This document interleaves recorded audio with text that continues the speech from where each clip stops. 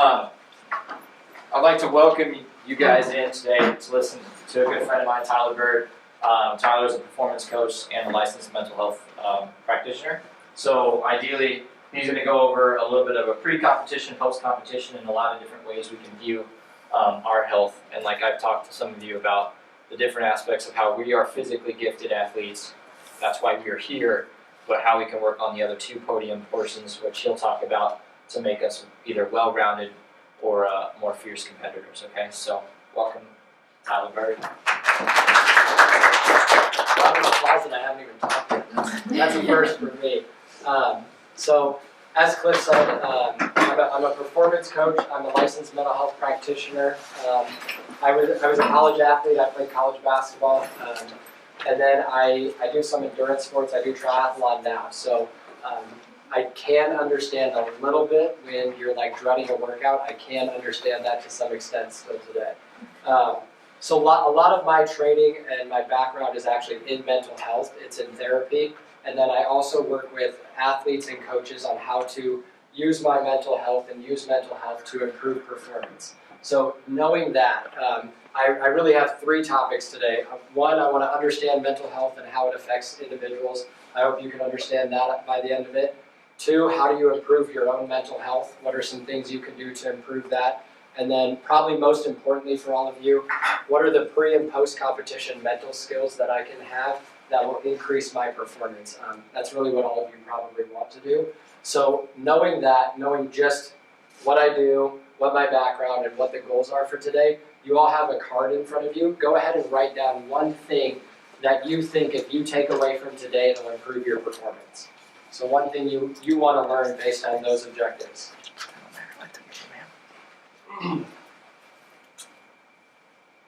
I'm also super interactive, so I'll do a ton of activities throughout. So hopefully it's an interactive group.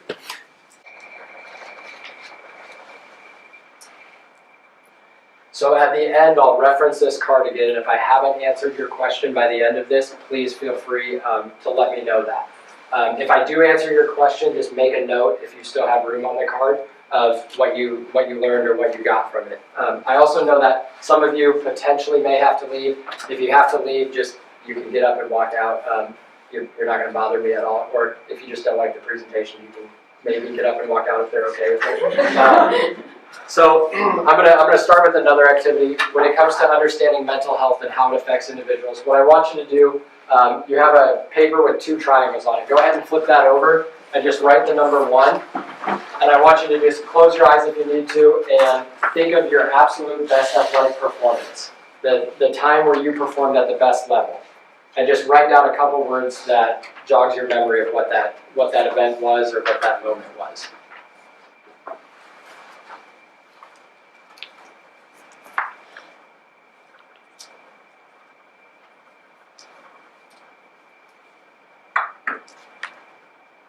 And then in parentheses, I want you to write down either the thought you had during that competition or the emotion you felt during that competition. Either one of those two.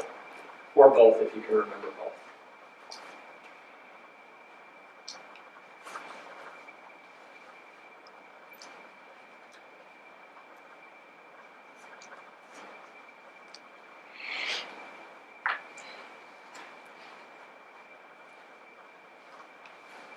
Now that everyone is feeling pretty good about that, I'm going to switch gears 180 degrees.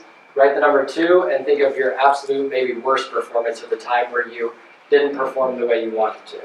And just same thing, write a couple words down that of what that performance was.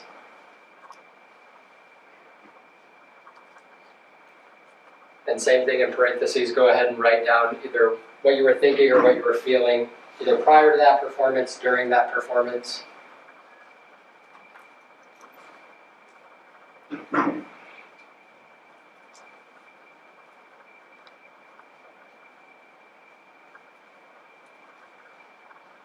So then once you have that, I want you to actually close your eyes and start thinking through the first performance and kind of connect yourself to the thought and feeling of those performances. So go ahead and close your eyes when you're ready to do that. So I want you to think through what you were feeling, what you were thinking during that performance when you were performing at the top level.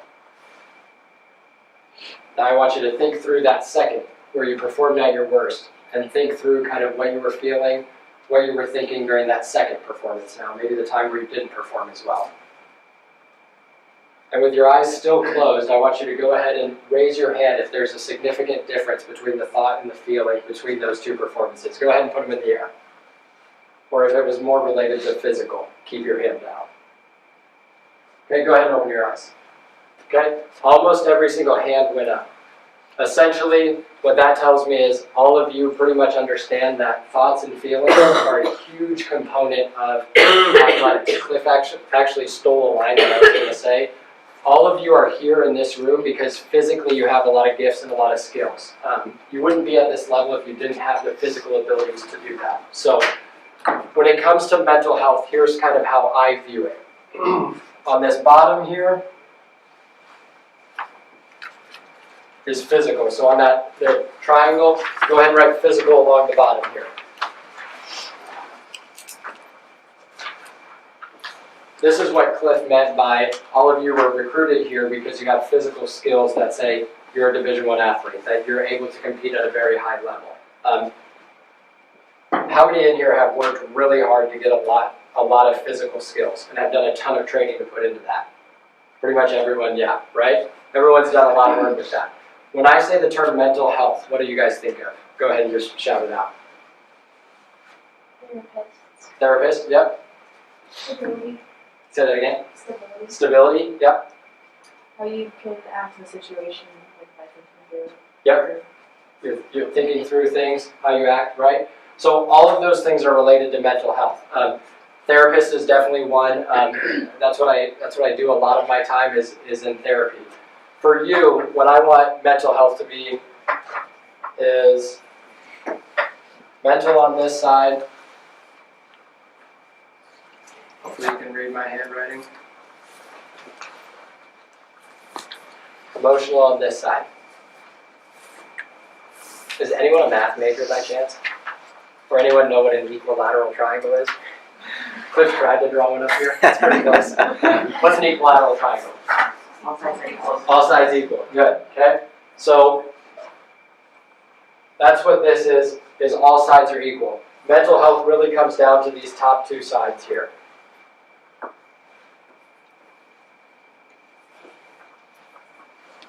So mental health is mentally what's going on in my head, what am I thinking? Emotionally, what am I feeling? How am I responding to adversity?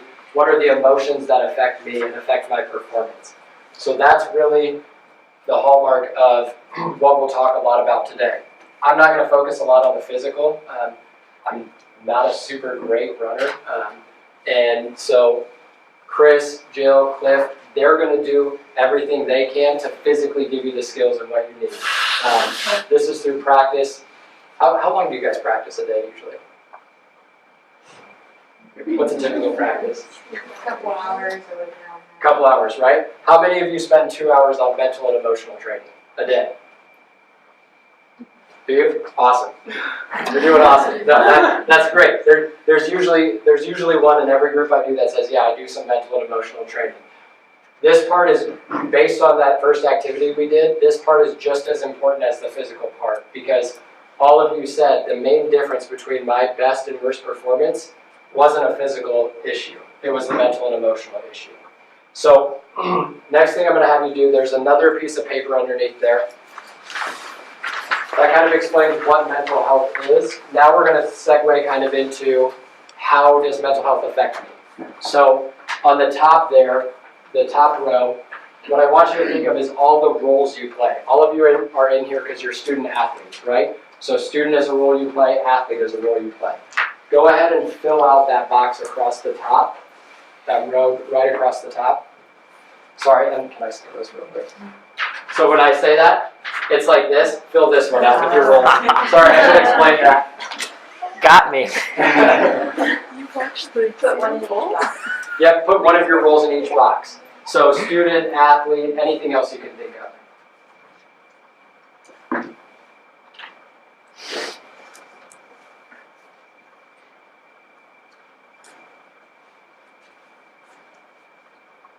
You You can ask your neighbor if you're struggling to come up with roles. So like for me, husband, brother, son. And the last box, put self. The very last one, put self. If you can fill all of them up, great. If you can't, that's totally fine too.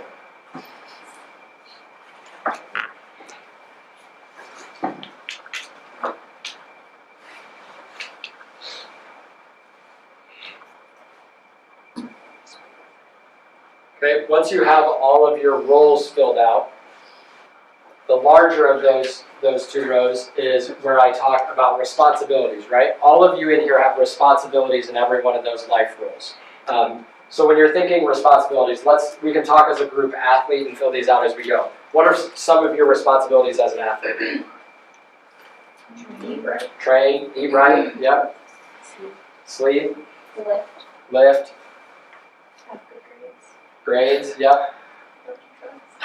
Yep, make good choices, don't do drugs, right? So go ahead and start filling out some of your responsibilities. Perform is probably one. Just travel. Just under acting, yep. Fill in some of those. Travel, yep. What do all those things take? Time. Time. That's a big one. Go ahead and write time down in that one. Chris, Jill, and Cliff expect what kind of performance? Lie. Your best, right? So your best effort, right? So go ahead and put effort.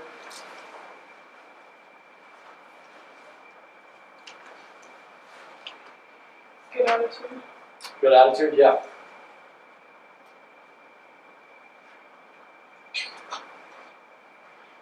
What about communication? Have to communicate with teammates, with coaches. Go ahead and fill that one in.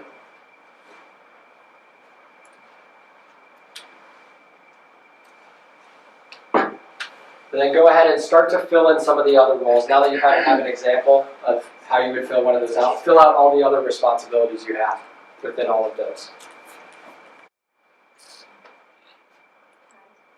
Good.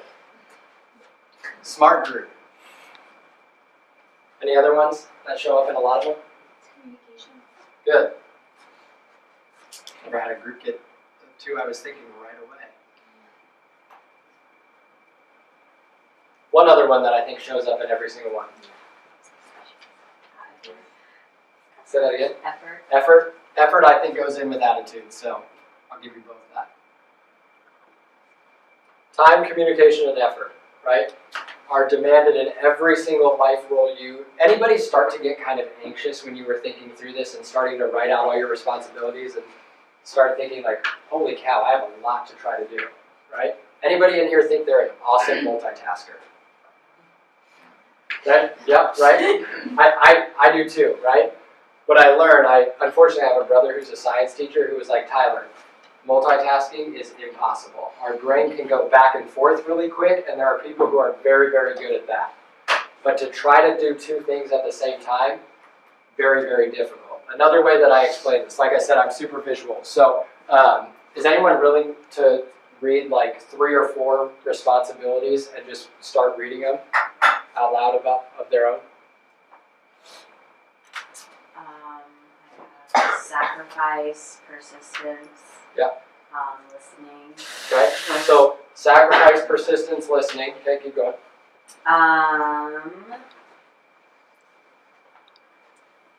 have anything different. Okay, somebody give me some other things you wrote down. Just start listing them out. Deadlines. Say that again. Deadlines. Yep, deadlines, Support. support, presentability, attitude, time, effort, communication, right? So as you go throughout the day, essentially, everyone's kind of looking at me like, what's he doing with this cup, right? If I toss this to any of you right now and say, here, open this for me, what are you going to do? I asked Cliff if I should actually do that, and he goes, maybe don't hand it to them, they might open it. But essentially, what's going to happen if that opens right now? It'll explode, okay? That's probably one of the best ways I think athletes feel a lot of times, because it's not just the physical demands of performing when it comes to practice. It's the emotional demands of maintaining friendships and relationships. It's the mental demands of, are my grades where they have to be? Do I have all of that? So one of the best applications for how do I improve that is understand that we can't multitask, that we have to stay, to use a running reference, we have to stay in our lane. That sounds really, really easy. It's probably the hardest thing to do. But who in here has ever been at practice and thought, oh, I have that test coming up in class tomorrow? What's your coach usually do when they notice that? When they notice you're thinking about something else? Say that again? Yeah, they tell you to run harder, right? They critique you. And your mind isn't even there, right? Who's ever been in class and thought, oh, I wonder what workout Cliff has for me today? All of Cliff's rather take it, right? What that does is it takes away from your ability to give 100% effort. It takes away from your ability to function at the level that you can usually do. Another way I like to explain this is time, okay? How many hours in a day? 24, good. You guys are on fire today. How many hours of sleep would Chris, Jill, and Cliff like you to get as an athlete? 8 to 10, right? 12, 13, I don't know. Okay. So 8 hours, let's say you all get the minimum at least, right? 8, we're down to 16 hours. What's like an average day of like class studying? How long do you spend doing that? 4-ish? Class, sorry, in class plus studying. It's like 8. Okay. So some it's 4, some it's 8. Cool. Let's go 8. Okay? That's it. You're now down to 8 hours, right? We just said you practice roughly 2 hours. You're now down to 6, right? Which role is going to be really hard to fill on your sheet? Self. All the rest, right? Because who here likes to hang out with friends and socialize? Or has relationships that they have to maintain, whether it's friendships, family, things like that, right? So you want to spend some time there too. We haven't even got into maintaining like proper nutrition and making sure diet and things are right and you're fulfilled as an athlete. And we only have 6 hours left, right? So essentially that self role gets pushed aside a lot. And so how you take care of yourself is really, really important. Hopefully today you'll find a few things that you can do to take care of yourself that will improve the mental and emotional side. And as you do that, what you'll find is, like I said, this is equilateral triangle, right? As your mental and emotional skills get better, your actual physical abilities will start to come out more and more, and it'll get easier and easier. If your mental and emotional skills, either one of them, if mentally you're thinking negative, your physical skills automatically will diminish. If emotionally you're focused on all these roles you have to play, and emotionally you're overwhelmed when you get to practice, how well can you practice? Not at your optimal level, right? So, like I said, as all of these improve, as mental and emotional improve, physical will improve with it. As mental and emotional struggle, physical will diminish with that. So, one of the things is time management. One of the toughest parts, I think, with especially college athletes is figuring out how to manage time. I'm speaking from personal experience and my work with athletes. Because you have to spend a lot of time physically making sure you're ready to perform. There's not a lot that teaches you mental and emotional. This is really where self-development comes in. These are things that you have to do on your own. So one of the things of how do I improve that is I stay in my lane. I stay in whatever role I'm in during that time. Another one, I'm going to do another activity here real quick. Sorry, front row. I'm going to have all of you do something for me.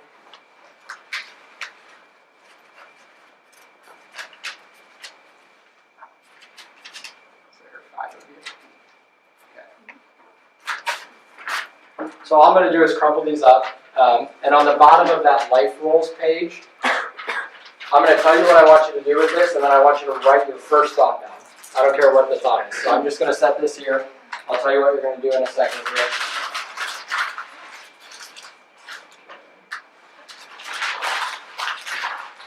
Anyone feeling nervous right now?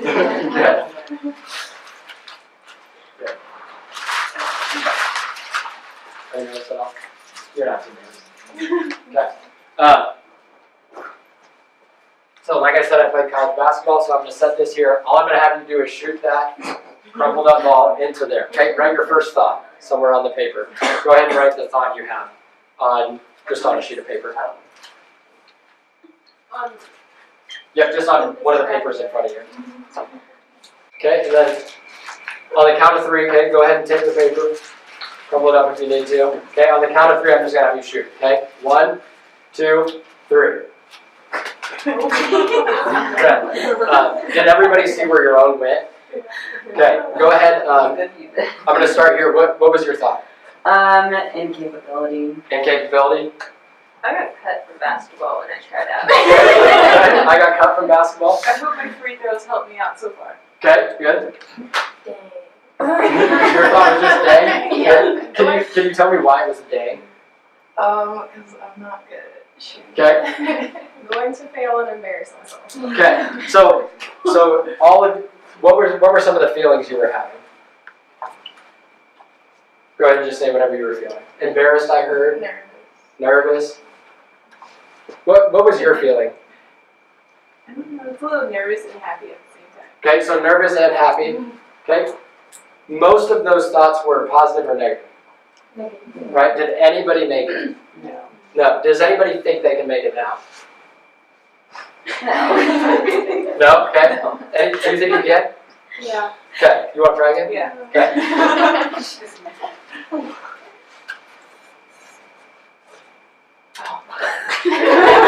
You want to try again? No. What's your thought right now? Third time's a charm.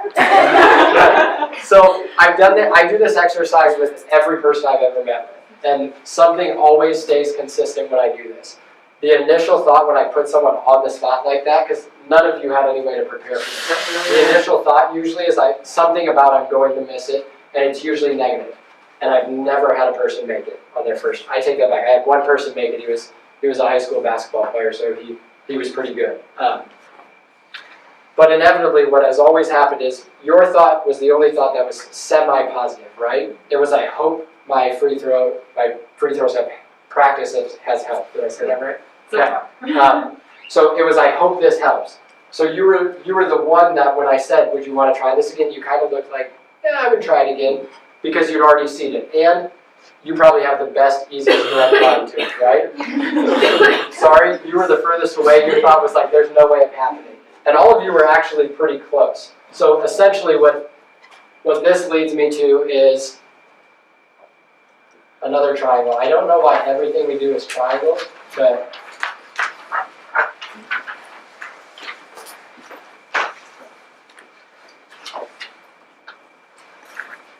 did any of you in the front row not want to shoot and think about being like, I just want to do this?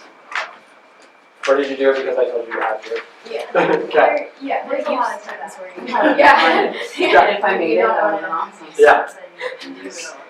Yeah, so all of you are pretty conditioned to, if you don't like it, you're going to have to do it anyway. But essentially, what this exercise does a lot is it shows you how much think, feel, and act go together. My thought was I got cut from my basketball team. My feeling was super nervous, I'm going to be embarrassed. Did any of you feel like you focused really hard and tried really hard, or did you just throw it as soon as you got it? Tried to focus? Okay. Why did you try to focus, just out of curiosity? Because I was like, I'm right in front of it. I shouldn't. Okay, so what you actually did is one of the techniques that I think works really effective when it comes to mental health, is you altered that thought. Because had you stuck with, I got cut from my high school basketball team, how hard would you have wanted to try? Not super hard, right? But because you said, I'm straight in front of it, I should have the easiest time, you're willing to try a little bit harder, right? So essentially what we're looking to do is we're looking to influence this triangle in the best way possible. Who here can give me an example of a pre-competition thought that they typically have? Positive or negative? Go for it. So my freshman year on the team, I would cry on the starting line. Okay? Because I felt that if I did bad, that it really kicked me off the team. Okay? Perfect. Do you mind if I work with this through here? Yeah, Can I demonstrate it? Okay. So you actually started with the action part of it, right?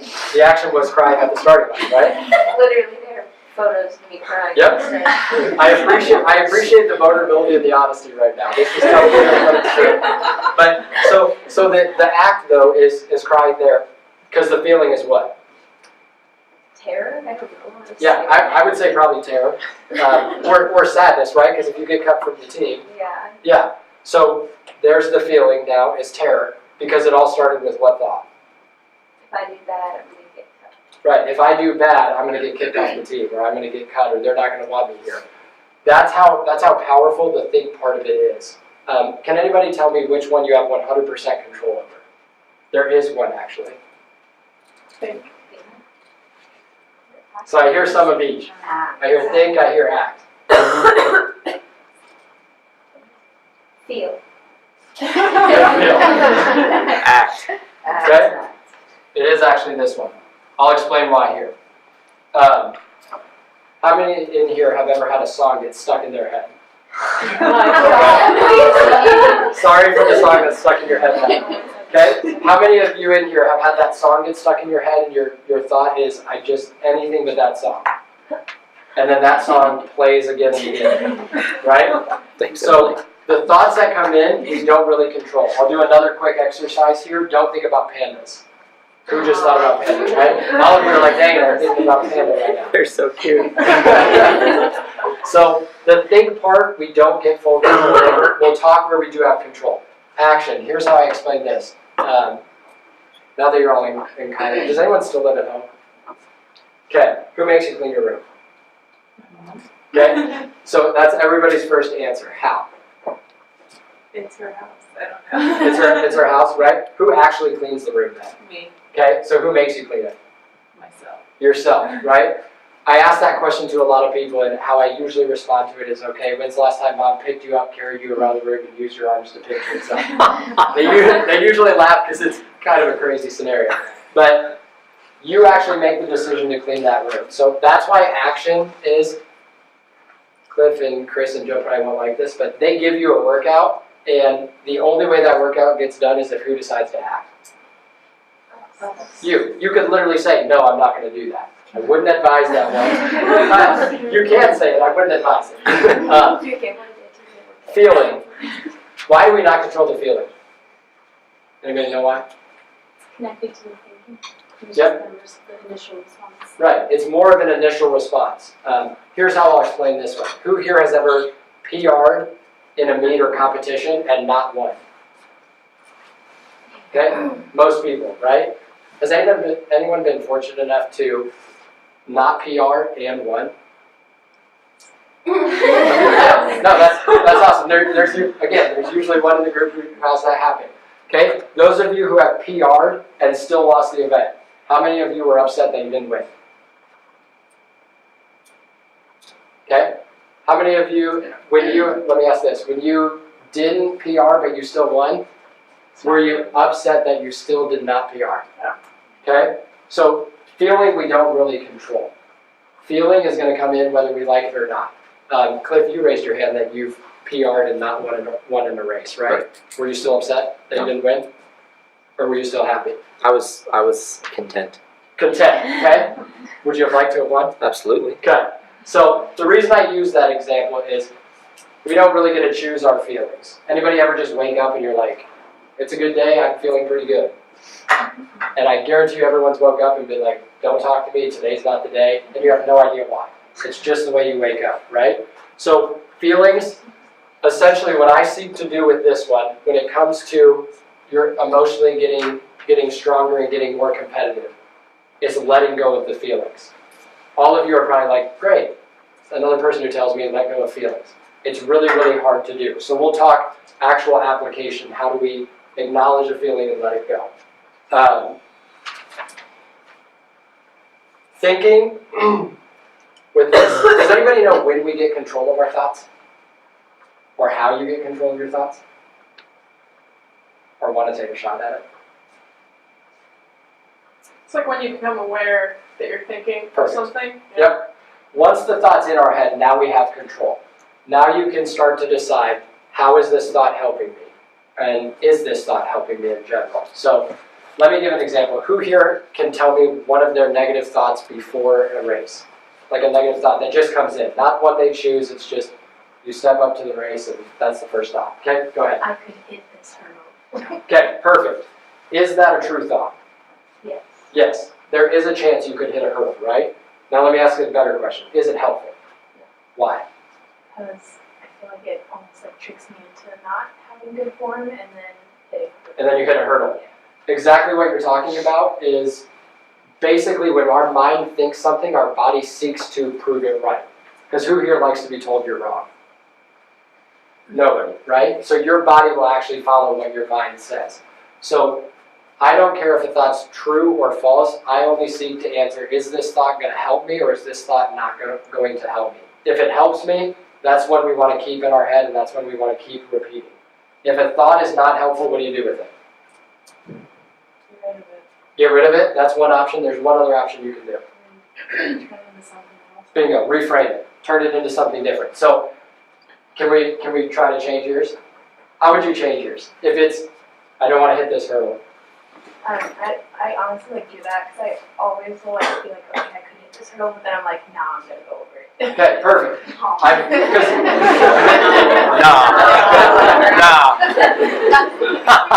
I like it. It's no, I'm going to go over this hurdle because now you're telling yourself what you want to happen instead of what you don't want to happen. When I said don't think about pandas and everyone thought about pandas, another lesson in that is our mind doesn't hear negative. So anytime we say don't do something, we always do it. If you want a super fun example, next time you go like grocery shopping or you're in the store, like watch little kids and their parents and watch the parents say, hey, don't touch this. And so what we want to work on is starting to word all of our logic, all of our thoughts, we want to word them in what we want to happen. Does anybody feel like they're pretty good at that already? Or feel like you have some training in that and do that? Good, keep that up. So let's talk a little bit about pre-competition routine. All right, who has like the weird superstition before every meet that they have to do? Good, there's always at least a couple, okay? Can you, either of you share it? Go ahead. So I have this pink flamingo. I bring Yep. to like every single race. Okay. And I have like a little thing of holy water with me too. Okay. Yeah, why do you read those? Just makes me feel kind of like at peace, and it's like every track or cross country meet's different, but if you want to be consistent, we'll be fully in water. Good, I love it. It's even Floyd, I love it. Perfect. Anybody, what, can I ask you what yours is? I bring a Bible with like pictures and favorite quotes that I like, and this little fake baton from State because it was a good memory. Yep, perfect. Both of you, what you're doing is what we call mindfulness. Does anybody have any mindfulness training or heard of mindfulness? Or know what it is? Can you share what it is? It's like being conscious of, like I don't know, like conscious of like I don't know what word it is. Yep. No, you're right on the right track. Conscious of thought and emotion. Yes. And, it's awareness of self is essentially what it is. What both of you are talking about is that helps you feel consistent no matter where you are. It helps you ground yourself to where you are. So, anybody watched the Olympics lately? If you watch an Olympian's pre-competition routine, most of them have something in common. There's three real components I look for here. First is breathing, and that sounds super simple, but I'll do an exercise here that will probably humble everybody because it humbles me every time. Two is relaxation, and they do something to relax. And number three is visualization. So with those three components, that's really the pre-competition routine that I think works the best. If you read anything about high-achieving, high-performing athletes, what they will do is they have a relaxation technique, they have a breathing routine, and they have some sort of visualization. So let's tackle breathing first. I did bring bubbles for everybody here. Now we're going to use them. What I want you to do is go ahead and open those up and try to breathe the calmest bubble you can breathe. The calmest bubble? Calmest bubble. I think they're twist off too. What is Sorry, it took me like 10 minutes to figure that out. What's the calmest bubble? Just like one big bubble? Yes. I'm so confused. That is the goal. Okay. So when it's calm, it's the biggest bubble that you can blow. One singular bubble. Oh, my. I'm not putting my flash. Carol, that's 60 bubbles. It's a record. Oh, I got it. Oh, It's cool. dropped on me. Oh, this is hard. Yeah. I just slipped it all over. Yeah, Oh. that's really good. Oh, I dropped the thing in there. I dropped it in there. Do you want another one? I have more. I just. Oh wait, no, it's okay. I can. You got it? Problem solving at its finest. That's fine. What are you starting to know? Anybody had some success? I know I saw one. Yep. Good. There's another one. Back middle is really good. Ooh, Anna.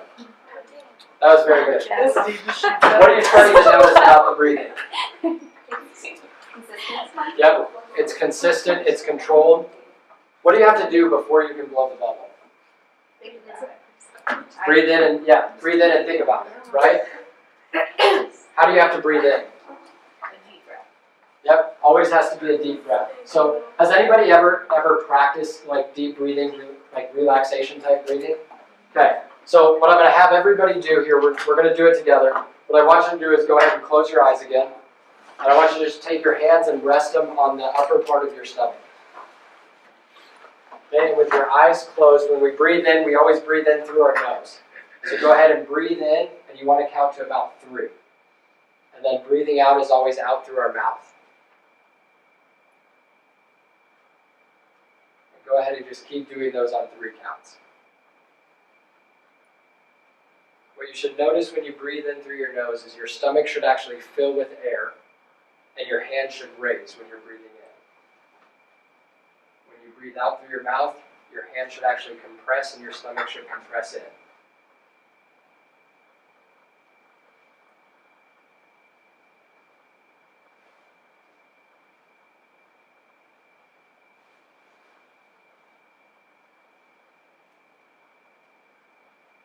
And I'll let everybody take one more deep breath in through your nose, out through your mouth, and when you're done with that, just kind of let your eyes open.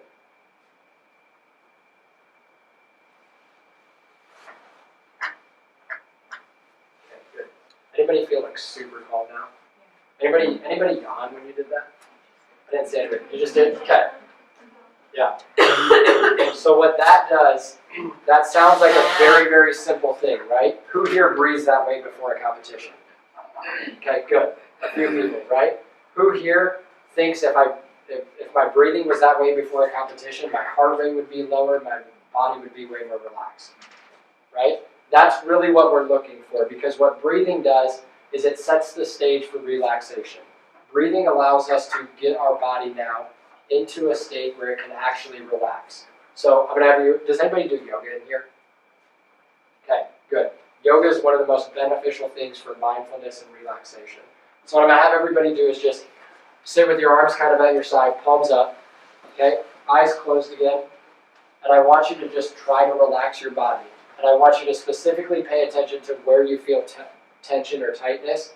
And I want you to focus your mind on letting that body relax. That part of your body. Or that muscle group.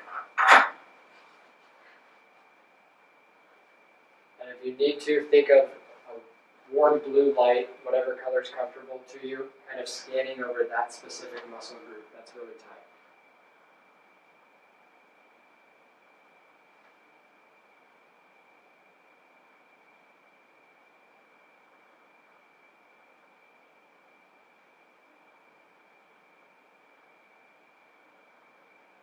And same thing with the breathing. Take a deep breath in through your nose. Out through your mouth, and slowly open your eyes.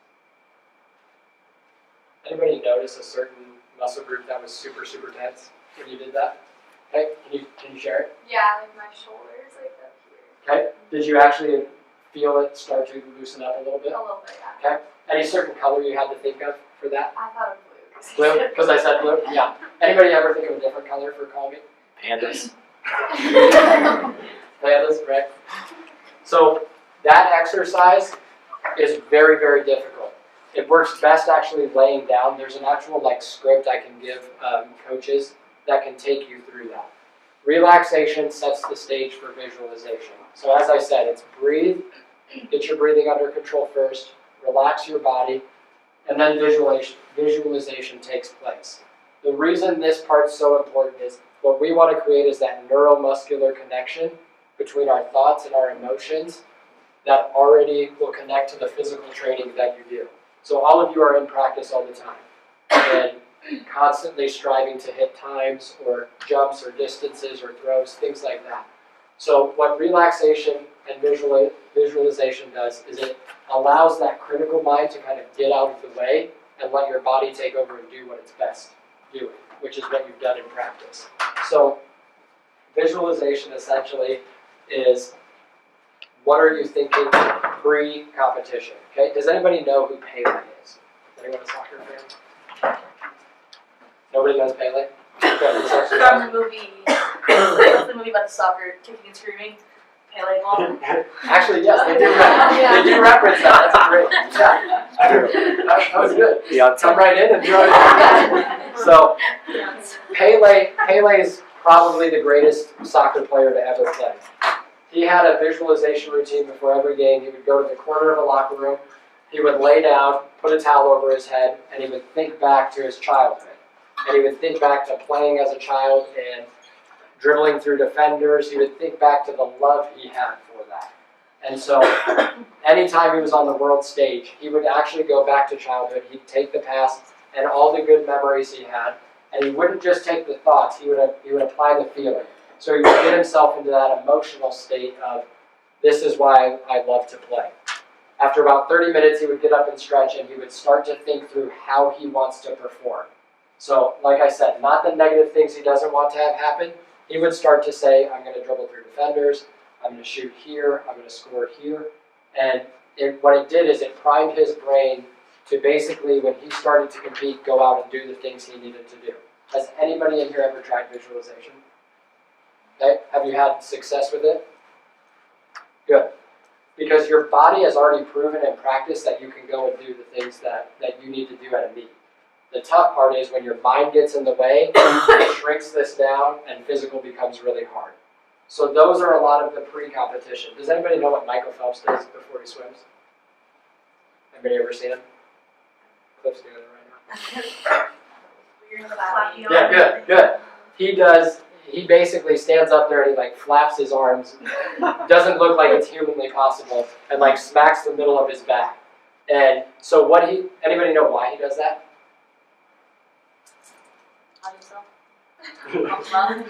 Maybe, kind of. That's his mindfulness routine. That is what he does to tell himself, I've thought about all my previous swims that are good, I've visualized how I want this to go. That's kind of his trigger that says it's back to the present, I'm mindful in the now. I'm no longer Michael Phelps, the husband or the dad or anything like that. I'm Michael Phelps, the swimmer. And now he's ready to perform at a high level. Most athletes, has anybody seen like any of the Olympic athletes that have done that? Or seen them visualizing their run? I think I watched one of the skiing, you watch the person actually moving their hands, showing what they're going to do. That's important pre-competition. So, any questions on the pre-competition before I move on to post-competition? Or anything I haven't got into yet that you guys can think of? I think I touched on a lot of it. Good. Okay, let's talk post-competition.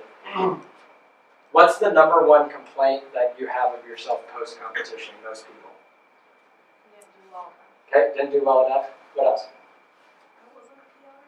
That wasn't a PR, right? Any others? I want to be able to like let it go. If I have a bad competition, it like sits in my mind all day. Yep. I just want to push it away as sometimes I can. Yes, good.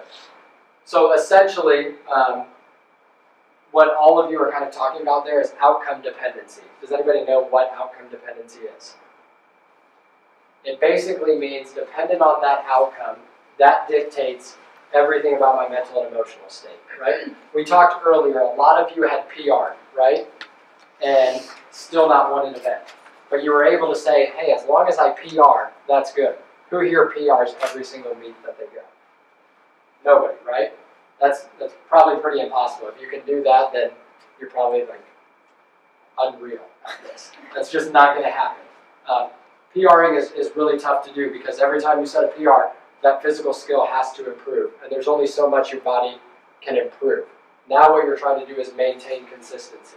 So really when it comes to a performance, just like pre-competition, we don't want our mind to go negative.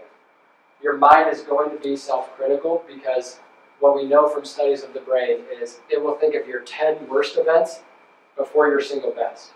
Why it works that way, I have no idea, I just know that it does. So what you have to get really good at is, just like we did pre-competition, you have to get good at challenging that thought. So if the thought is, I didn't PR, well then there's one question I always like to ask, which is, what can I learn? A lot of times, you view not reaching a PR or not finishing where you wanted to as a failure, right? Who in here has ever failed? Okay, good, every hand, right? I failed probably 10 times already today. But the best acronym I've ever heard for fail is first attempt in learning. Because failure can always teach us something, as can success, right? So for you as an athlete, maybe it's I went out too hard and I didn't have anything left at the halfway point. Maybe it's I finished the race and I still feel like I could run harder to finish. Maybe it's I was a half step early on my plant foot. Maybe it was I didn't explode through the end of my throw and I didn't use my base to explode through that throw. If you learn something from it, that takes us right from thought, kind of eliminates the feel and puts us right into action. It tells us what to do now. If it's I went out too hard, what action would you do to solve that? If you go out too hard in a race, what would coach tell you to do? Back off in the beginning. If it's, hey, I had a little bit left in the tank, I didn't finish real hard, what would that tell you to do the next time? Start my kick a little earlier. If it's, I was a half step off on my plant foot, are there any jumpers in here? Okay, what would it tell you to do? Run faster or scoot up. Okay, either scoot up or run faster. What it does is it gives you an actionable step. It takes you out of those uncontrollable things and it puts you into the one thing you control, which is you, right? Who here ever compares themselves to somebody else around them after a race? Everybody, right? That's the nature of your sport is, where do I finish? How have I finished? How many of you are really good at saying, okay, well, here's where I was at, and here's where I'm performing now? Are any of you good at comparing to yourself? Yeah, that's coach's job, is to help you realize that, hey, we're not here to compare to everybody else. We want to see are you improving yourself, right? There's still a competition component to it, but we really want to see how can I improve myself and get better. That's another way to kind of challenge some of those thinking, some of those thoughts that come in. Yours specifically was, how do you let go? What is it? Is it the thought or the feeling you want to let go of? So, Okay. just thinking, you get the feelings with the thinking. Yep. Probably starts with the thought, I would say. Okay, so the best way to do that, what if you ask what you learned, now you can start to make an adjustment. With feeling, feeling's always the toughest one, because when's the last time a feeling asked permission to leave your body? Or vice versa, when's the last time a feeling said, hey, is now a good time for you to feel really crappy about how you just performed? Feelings don't do that, right? It'd be a heck of a lot easier if they did. We just know they don't work that way. So one important thing in strategy is to acknowledge that feeling, because there's no reason to be upset with yourself for feeling bad about an event. Especially if you didn't perform the way you want to, I think it would be pretty normal that you feel pretty upset about that or want to do something about it. The best way to let go of something, though, is to get back on the action part. Figure out what I can do to change it, what I can do to adjust it. And it may literally be, I finished second, didn't have my best jump, and a girl that I was jumping against jumped the best meet of her life. And so she beat me. There's nothing you can really do about that one. So this really comes back to control. And when you try to control variables outside of yourself, it gets really, really frustrating. Anybody in here ever tried to control something outside themselves? Probably everyone, right? And what that always leads to is a feeling of disappointment or anger or something like that. So how do I start to let go of some of that feeling? One of the best ways, I think, especially for athletes, is to, all of you are based on like timing, right? And based on a certain amount of time. So one good strategy I like is to take the amount of time your race or event or competition would have been. Set a clock and just allow yourself to feel whatever that is. Maybe it's feel disappointment, maybe that leads to tears, maybe that leads to some type of anger. But you set a clock. So let's say you're an 800 runner, you run somewhere in 2 minutes to 2 minutes 30 seconds. So you set a clock, you allow yourself to feel, but when that time goes on, that's where you set it aside and go focus on some other action and move to the next thing. Another awesome part with this is all of you are individual athletes in a sport, right? In this sport, you're also all part of a greater team. Who here has ever been really upset about a performance, went around teammates, cheered them on, and was able to still stay really upset? Anybody? Able to still stay upset? Okay. Yep. Why were you able to still stay upset? Selfishness. Okay. Why do you say selfishness? Because everyone else is doing stuff and you're still thinking about yourself. Okay. Who here thinks that's super normal to still think about yourself? Right? I think that's super normal. I wouldn't even call it selfishness. But who here has ever went around teammates vice versa, and then it's really hard to stay upset because you get so focused on that? Anybody ever had that experience? That's another really good way. Or who here has ever had a teammate say, hey, you'll get the next jump, or hey, you'll get the next race, and then started to shift their thinking? Okay? That's another thing you can do, because can all of you kind of pick out when someone's upset on the team? Right? All of you are probably really good. You guys have to spend a lot of time together. You can probably tell some of those things.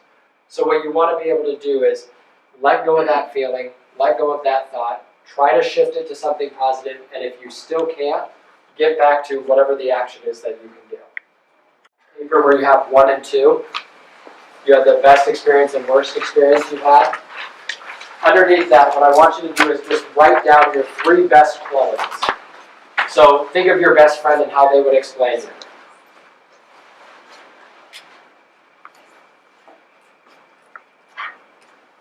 The 3 words they would use to describe it. Okay, once you have those, what I want you to do is look at that second performance, the time where maybe you didn't physically perform the way you wanted to. And I want you to think, did any of these 3 qualities about you as a person, did it take those away? Did it mean you're less of any of those things?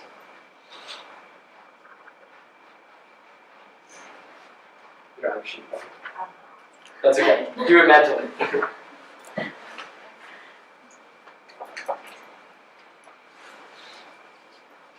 Okay? Now ask yourself, did it make me feel less of these 3 characteristics? Or did it make me think that I'm not these things for a short amount of time? Or did I act less of these 3 characteristics for a little while? Right? Who here either thought, felt, or acted less of their 3 core characteristics? Probably everybody, right? Everybody felt that way. Who here, that performance took away their ability to be that as a person? Anyone? The reason I do this exercise is whatever happens, whatever performance happens, this is maybe the best way to let go of something too, is any performance that happens cannot take away the qualities you have. So I'm going to guess out here, a lot of you wrote down something along the line of either hardworking, athletic, dedicated, motivated, something like that. Did a lot of people write some characteristic like that? Yeah, you have to have that characteristic to be here. Some people might have wrote nice, funny, something like that. No performance is going to take that away. The best example I saw of this was the luge. Chris Masder, I think is his name, the American who won the medal, the first male medal in the luge. Luge is just fascinating because it's like a crazy sport to me. Like you just fly down a track at 80 miles an hour. But they interviewed him afterwards and they said, how were you able to perform so well? And his answer was basically what I just did with you guys, is he said, no matter what happens, how I race, I'm comfortable with who I am. I like who I am. I want to win, but I was just out here doing what I know how to do physically. And whether I ran the fastest time or not down the track, I got family here who loves me. I've got friends who support me, and I'm really comfortable with who I am. That allowed him to go out and just physically do what he'd done for 4 years in training, because his mental and his emotional were so strong that he was able to do that. And actually the guy who was expected to win, who probably had the most pressure on him because he continuously won, messed up on his very last run. It was his only mistake in the entire Olympics, like even his practice routes, he never made a mistake. That's probably, I've never spoke to the guy, he's from Germany, so I can't say this for certain, but I'm guessing his mental or emotional state was something about the pressure and making sure he had a perfect run because he had to go last. That's the difference between your physical ability, is are my mental and emotional skills allowing me to perform at the top level, or are they shrinking my physical skills to where I'm not able to still perform? Anybody have on that card that you wrote down something that I didn't answer or speak to yet? Hopefully not, that'd be awesome if I know. But if I do, you're not gonna hurt my feelings, so. Or want me to elaborate more specifically on that topic. If you do and you don't want to say it there, let Cliff know and you guys can send me an email if you want and I can answer more specifically about it. Any other questions about any topic that we discovered or discussed, or anything you thought of, like how does this apply to that? Yeah. For the pre and post race competition mental skills, for the pre part of it, does that start not only like once you're at the competition before warming up and everything? Is Yeah. that something that's more like a consistent life skill, or is that more so a competition? Perfect question. So the nice part about the mental skills training is when you go back to your roles and you look at that sheet, if you prepared mentally the same way you prepared for a meet, if you were going to take a test, or if you were going to give a presentation. I did mental skills training before I gave this presentation to make sure that I don't get too over anxious with it. So I actually did my routine. So this is a life skill that you can do across anything. It doesn't make you better in just one aspect of life. It makes you better in all aspects of life. As far as competition, it starts whenever you feel best for it to start. Like I said, Pele had an hour-long routine before a match. So he would mentally get to the gym an hour before he would even start to warm up so that he could mentally do that. How do you get to that point? It's easiest to practice these things in a low-stress environment. Practice would be a good time for you guys because it's less stressful than an actual meet. An even better time to practice the deep breathing. I really like this exercise before you go to bed. All of you got super calm and quiet in here when we were doing that breathing. That's a great thing to do to try to get yourself into that relaxed state before bed. The relaxation script, I'll actually give the coaches a script that you can utilize if you want to practice some of those things on your own time. That's the best way to use this stuff, is the more you do it, it's just like physical. You guys spend 2 hours a day running, lifting, training, doing all of that stuff so you can perform well. If you can spend an hour to 2 hours a day doing just some type of mental skills training, it'll take your performance to the next level. Personal experience to speak on, I'm built like a strong middle schooler, and I played college basketball. No joke, I was fourth strongest on the girls' basketball team. There were 4 girls that just, they could bench more than me. They were a lot stronger than me. I did not have a ton of physical skills. I was decently athletic, but I grew up with a therapist. So it was kind of a curse because my mom tried every technique known on me to see, oh, how does this work? Will this improve something? But it was a gift because mentally and emotionally it allowed me to get the most out of the physical skills that I do have. I will to the end of time, I will say the reason I was able to play in college was the mental and emotional skills. Because I had coaches that were like, Tyler, you're really not athletic enough to play the next level. You have to get a lot more athletic. And I was like, well, sorry, that's my physical limitation there. But I had mental and emotional skills that allowed me to perform beyond that. So, and that's just from a lot of training. Any other great question?